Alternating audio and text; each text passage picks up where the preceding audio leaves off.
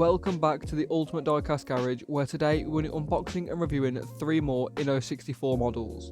If you would like to check out the inno64 playlist, there will be a link to them in the description, alongside many more playlists of many more diecast brands if you would like to check them out. But with that being said, let's jump straight into the first model, which is this Liberty Walk RX7 FD3S Liberty Walk Super Silhouette, or LB Silhouette works. As you can see, it's got the outline of the car on the back with the bright Liberty Walk. It's got the red and the black packaging as well. You can see it says ADVAN livery on the bottom. Obviously all the licensing and stuff that you would need. It's got the LB silhouette on the top of the packaging as well. Nice little details that you would not notice straight away. You can also see on the base it's got the ADVAN livery to contrast the model. You can see where the black part of the model is, it's red. Vice versa for the back of the model, where it's red, it's black on the base. A lovely contrast to bring out the colours in the model, and a really nice way to display the model if you would like to keep it on the base. But that's not what we do on this channel. As you know, we fully unbox them to get a full look at the level of detail, and as you can see straight away, they've got a beautiful finish on the colourway. The colour really pops with the ADVAN livery. You can see the decals are nice and crisp. But the main difference between this and the first Liberty Walk RX7 that I have unboxed is the fact that it's not got the aero disc on the front wheel. Although I do find the aero disc was incredibly detailed, I do like that this is a little bit of a variation of that, as it stops all the models being the same, just a different livery. This model, the body lines are super sleek, although it does look like the body kit is quite wide. Next to other models, it's super sleek, and it's actually really well proportioned. You can also see on the bottom it's got that full exhaust system, which is really cool. And the Liberty Walk plates are slanted on the rear and really well applied, giving it a nice realistic effect instead of just stuck onto the model. Again, really nice attention to detail with that. Obviously again, you've got the ADVAN just underneath that plate as well on the front splitter. Very cool, nice and crisp as well. You can see if you did want to wheel swap them, it's very easily available to unscrew the base, and it does have brake discs behind the wheel, so that is always a plus, although unfortunately you can't really see it too well. You can see again though, the rear of the model is super aggressive and really well proportioned with that really elongated tail light. Super hard to replicate, as it's such a unique set of tail lights, but inno64 have done a really good job of capturing the detail and also the realism in the rear tail lights of the RX7. Like I've mentioned, the paint application and the decals are super crisp, and obviously the model looks really sleek as well. The colours are really vibrant, and overall the model feels really premium in hand.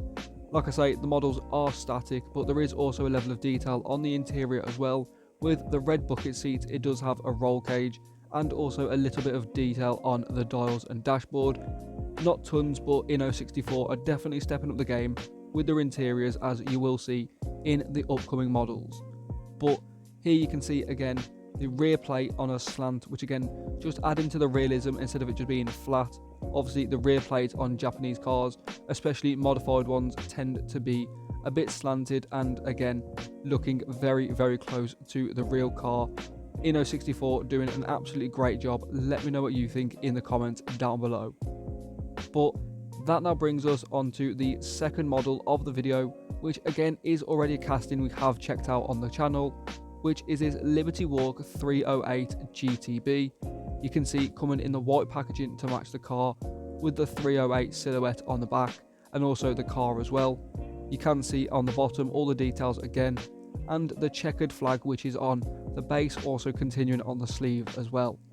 You can see the Liberty Walk and also the 308 GTB just underneath the checkered flag, and again looking really cool to bring the model out on the base. But obviously we're here for the model, and you can see straight away what caught my eye is how detailed the Ferrari badge is. I'm not sure if the camera picks it up, but you can see the Ferrari badge nice and clear on the front of the model. Obviously the lights are covered, but again the detail is still there. And like I said at the end of the RX7, some of these models do have a step up of detail on the interior, which you can see straight away on this Ferrari, with a little bit of detail on the interior, but you will see more of that a little bit later on. You can see the Ferrari badge and the 308 GTB at the back, with the quad exhaust, which look really cool and super realistic. They've actually got gaps in the pipes, which instead of the solid metal, again if you wanted to get rear shots of the model, they look really realistic. You can see as well the centre of the tail light again, actually in the centre, which is a really cool thing. Obviously the quality control very high for inno64. You can definitely see them stepping the game up. And you can see the main feature of this model is how detailed those wheels are. You can see again, it is a static model and unfortunately it doesn't roll, but the wheels are super detailed. A multi-spoke deep dish wheel in a nice bronzy colour, really contrasting the model with the black and the white. Really cool option in my opinion.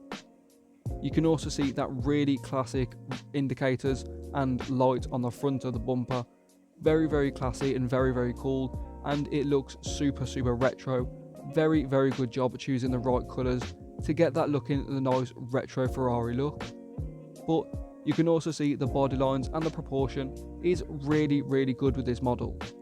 Now, as far as paint application goes, this model is extremely well done for a white colour. Now, white is notoriously hard to get right as it can very easily attract dust and can very easily go wrong. But as you can see, inno64 have got a super clean, vibrant white colour, and it's not applied too heavy at all. In some places you could argue it could be, but I think they've got it just right with this model. Let me know what you think in the comments down below. Have you got one? Is the paint application okay on yours? As I've had quite a few of these in white and they all seem to be completely fine for me. There is also a little bit of detail on the interior with the dials and the cup holder in the center console having a splash of detail, which, like I say, is really cool to see inno64 venturing into that level. But with that being said, now let's move on to the third and final model of the video, which is this LB Silhouette Works Nissan GTR R35 in the dry carbon. As you can see, coming in a black packet with the carbon fade from bottom to top on the back, and you can see it's got the hashtag Silhouette and Liberty Walk all over the packaging, which again is really cool. You can see the Silhouette Works GT on the back plate as well. Now you can see the base has got a nice little road design that's a little bit worn. It's really cool and nicely displays the model. A little bit less than obviously the ADVAN and the Ferrari, but nonetheless still unique and not just the standard black base. Nice to see inno64 making it unique for each model. But as we get into the actual model, you can see again the decals are super crisp and really easily readable, and they're really nicely placed as well. You can't see any placement for the decals that are actually on the dry carbon, which you can see there are quite a few, and that can be an issue on these matte coloured cars as they can seem to get the outline of the gloss decals, which you can see inno64 haven't got. You can see that the wheels do kind of spin, they get stuck on the back and sometimes a little bit stuck on the front, but they do spin a little bit. They have got the ADVAN tyre writing as well, and also a nice brake caliper. When you do get the wheel to spin, it does stay in place, which again really cool that inno64 are continuing to up the level of detail, like I say, for each set of models they do release, and this is continuing to prove it. As for the actual livery itself, it's actually really well done for a dry carbon. You can see that there is only the one seam straight through the middle, and the splitter and canards are individually done with them going a separate direction. Just really cool that it's not all the same way and doesn't look really tacky. You can see that it does really suit the model. Now, this model also does have detail on the interior with the dials as well, and also the center console. Like I say, really cool, and I really hope inno64 do continue to up and add detail on the interior and exterior of each model. As you can see, they are getting better and better. Like I mentioned, they've got the little splashes of colour with the seat and also the white decal on the window banner, and also the titanium tipped exhaust. Really cool that the colour really offsets the flat black and the dry carbon. Let me know what you think in the comments down below, and while you're there, let me know which one of these is your favourite and what you think of all three as well. As you can see, the R35 proportionally is a little bit bigger than the Ferrari and the Rx7. R35s are notoriously quite a wide car, and then obviously Liberty Walk have gone and added a wide body kit as well. Now, I have seen this car in person, or a variation of the Liberty Walk R35, and believe me, the car is absolutely massive, so it is quite right that proportionally it is a little bit bigger. Let me know what you think in the comments down below.